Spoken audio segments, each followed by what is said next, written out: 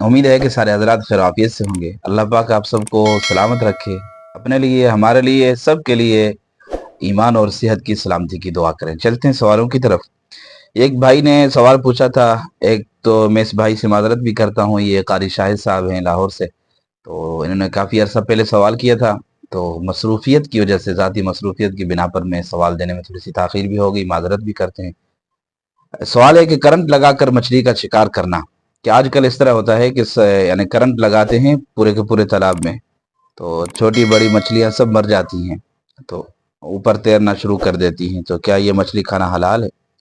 جی میرے بھائی، میں اس سوال میں ایک اور چیز ایڈ کرتا ہوں کہ کرنٹ سے مچھلی شکار کرتی ہیں، اور ایسی کیمیکل بھی آ گئی ہیں جو یعنی زہریلے کیمیکل ہیں، جس کو تالاب میں ڈالتے ہیں تو ایک ہی وقت میں ساری کی ساری مچھلیاں مر جاتی ہیں اور وہ تیرنا شروع کر دیتی ہیں۔ میرے بھائیو، اس طرح شکار کیا جائے،